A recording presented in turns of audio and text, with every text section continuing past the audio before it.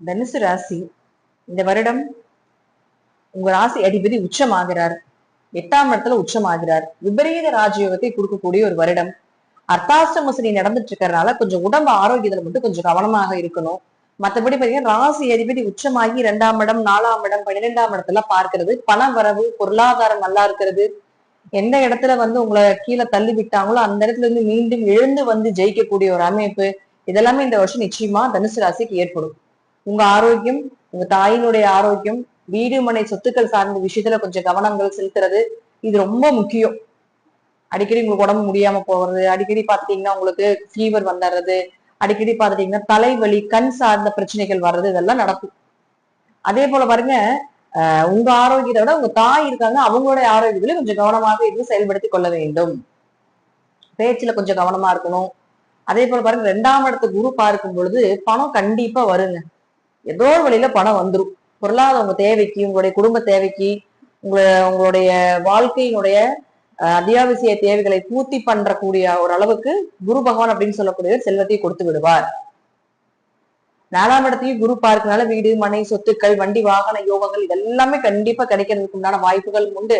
4இல் சனி இருக்கார். அப்ப 4ல சனி இருக்கும்போது நம்ம தெரிஞ்சுக்க வேண்டிய விஷயம் என்னன்னு பாத்துட்டீங்கன்னா, முதல்ல 4ஆம் இடத்தில் சனி இருந்தால் உடம்பு ஆரோக்கியத்துல மட்டும் கவனமா இருக்கக்கூடாது. வீடு பழைய வீடோ பழைய சொத்துக்களோ ஏதாவது இருந்தாங்கன்னா அதை நம்ம மீண்டும் புதுப்பித்து கொள்ளலாம், அல்ல ஒரு இடமாற்றம் பண்ணலாம் அப்படிங்கிற அமைப்பு எல்லாமே உண்டு.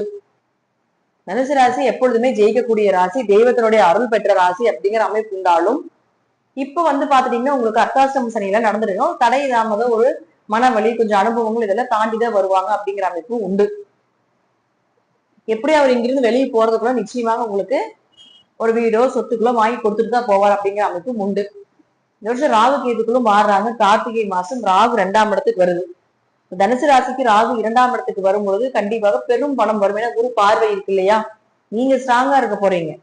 ஏன்னா குரு உங்களுக்கு உச்சம். நீங்க ஸ்ட்ராங்கா இருந்தீங்கன்னா வேற எந்த கிரகங்களும் வேற எந்த கெட்டதும் நம்ம பக்கத்துல வராது இல்லையா. கண் திசை இது மாதிரிலாம் நிறைய ஏதாவது எது இருந்தாலும் குரு பகவான் உச்சமாச்சுனாலே அதெல்லாமே உங்களை விட்டு விலகிட்டு போயிடும் அப்படிங்கிற அமைப்பு உண்டு. குரு பார்வை அப்படிங்கிறதுல எவ்வளவு பலம் இருக்கோ அது போல குரு உச்சமானாலும் அதனுடைய பலத்தை ஈக்குவலா கொடுக்கும் அப்படிங்கிற அமைப்பும் உண்டு. தனுசு ராசியை பொறுத்த வரைக்கும் 8ஆம் இடத்தில் குரு இருக்கும்போது கொஞ்சம் நகை பணம் இதெல்லாம் கொஞ்சம் தொலையும், ஆனா மீண்டும் கிடைக்கும். சோ அந்த மாதிரி விஷயத்துல கொஞ்சம் கவனமா இருக்கணும். அல்லது உங்க நகையெல்லாம் அடமானத்துல போயிடும். அப்ப ராகு அந்த இடத்துல இங்க இருந்து இங்க இருக்கக்கூடிய ராகுவை குரு பார்க்கும் பொழுது மீண்டும் அந்த பணம் எல்லாம் திரும்பி எடுக்கிறது, பெரும் பணம் வர்றது, உங்க ஜாதகத்துல குரு திசை ராகு திசை ஏதாவது நடந்துருந்தாலும் பெரிய அளவுக்கு பொருளாதார வளர்ச்சி ஏற்படுறது, வெளியூர் வெளிநாடு போறது இந்த அமைப்பு எல்லாமே உண்டு. பேச்சுல ஜாமீன் கையெழுத்து போறதுல ரொம்ப கவனமா இருக்கணும். கடன் அடைக்கிறதுக்கு ஒரு நல்ல வழிகள் பிறக்க போகுது, ஒரு புதிய வழி கிடைக்க போகுது. அதே போல பாத்தீங்கன்னா மீண்டும் கடன் வாங்க வேண்டிய சூழ்நிலைகளும் வர்றதுக்குண்டான வாய்ப்புகளும் உண்டு. நோயில மட்டும் கவனமா இருந்துக்கணும். வேலை வாய்ப்புகள் கிடைக்க போகுது, ஒரு வேலை மாற்றம் உண்டு. ஒரு கடல் தாண்டியோ மலை தாண்டியோ ஒரு வேலை மாற்றம் செய்யக்கூடிய ஒரு அமைப்பும் ஏற்படுத்தி கொடுக்க போகிறார். ஏதோ ஒரு மாற்றம் வரப்போகுது, தொழில் மாற்றமோ வேலை மாற்றமோ உத்தியோக மாற்றமோ ஏதோ நடக்க போகுது. புதுசா அதாவது தொழில் பண்ணாம இருக்கீங்க அப்படின்னா கூட புதிய தொழில் பண்றதுக்கு உண்டான ஒரு வாய்ப்புகள், சொந்த தொழில் பண்றதுக்கு வாய்ப்புகள். சொந்த தொழில் பண்ணிட்டு இருக்கீங்க அப்படின்னா அந்த சொந்த தொழிலை இன்னொரு இடத்துக்கு மாத்தலாமா, அல்லது அதுலயே புதுசா ஏதாவது பண்ணலாமா அப்படிங்கிற எல்லாமே இந்த வருஷம் உங்களுக்கு நடக்க போகுது. அந்த ஐடியா எல்லாமே வரும், அதை நீங்க பயன்படுத்த போறீங்க. லாபங்களும் ஓரளவுக்கு பரவாயில்ல, நல்லாதான் இருக்குதுங்க. அதுல எல்லாமே எந்த குறைகளும் இல்லை. குரு உங்களுக்கு குருவோட சேர்ந்து அது கேது சேரப்போகுது 8ஆம் வீட்டு. அப்ப மட்டும் கொஞ்சம் ஆசன வாய் பகுதி, வயிறு உபாதைகள், யூரினரி ட்ராக் பிரச்சனை, பயில் சம்பந்தப்பட்ட பிரச்சனை, ஜீரணமாகாம போறது, சாப்பாட்டா சாப்பிட்டீங்கன்னா கொஞ்சம் ஏதாவது ஃபுட் பாய்சன் ஆகுறது, இது போல எல்லாம் வர்றதுக்கு வாய்ப்புகள் உண்டு. உணவு கட்டுப்பாடு ரொம்ப முக்கியம் தனுசுக்கு இந்த வருடங்கள் முழுவதுமே. குரு கேது சேர்க்கை விபரீத ராஜயோகம், திடீர் வருமானம், திடீர் அதிர்ஷ்டங்கள், திடீர் கோடீஸ்வர யோகத்தை எல்லாம் கொடுக்கும். உங்க ஜாதகத்துல கோடீஸ்வர யோகம்ங்கிறது எந்த லிமிட்டடோ அந்த அளவுக்கு அந்த பணத்தை கொடுத்துட்டு போயிடும் அப்படிங்கிற அமைப்பும் உண்டு. தசாபுத்தி நல்லா இருந்துச்சுன்னா நான் சொல்றத விட இனிமே நல்லா நடக்கும்.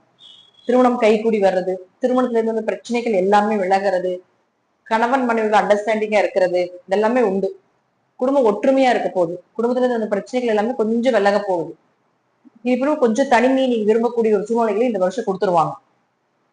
நிறைய பயணங்கள் பண்ண போறீங்க. பயணங்கள் மூலமாக நிறைய விஷயங்கள் தெரிஞ்சுக்க போறீங்க. நிறைய புதிய புதிய நபர்கள் எல்லாமே அறிமுகமாக போறாங்க.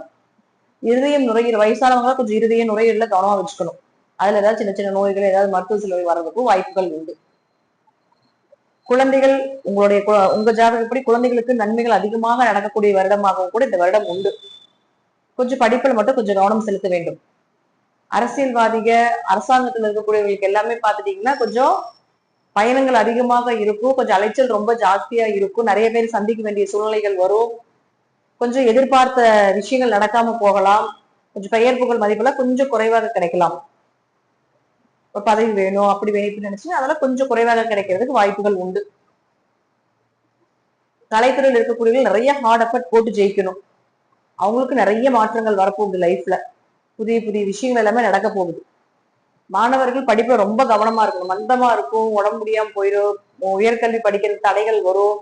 சோ அதனால அதெல்லாம் கொஞ்சம் கவனமாக இருந்து கொஞ்சம் மந்தத்தன்மையெல்லாம் விலக்கி கொஞ்சம் வழிபாடுகளை அதிகப்படுத்தி உங்க வாழ்க்கைக்கு உண்டான பயணத்தை நீங்க தான் அமைச்சுக்கணும். சோ தனுசு ராசியை பொறுத்த வரைக்கும் பாத்துட்டீங்கன்னா இந்த வருஷம் ஓரளவுக்கு நன்மைகள் அதிகமாக இருக்கக்கூடிய வருடங்கள்ல இந்த வருடமும் உண்டு அப்படிங்கிறது நம்பிக்கையா இருக்கலாம்.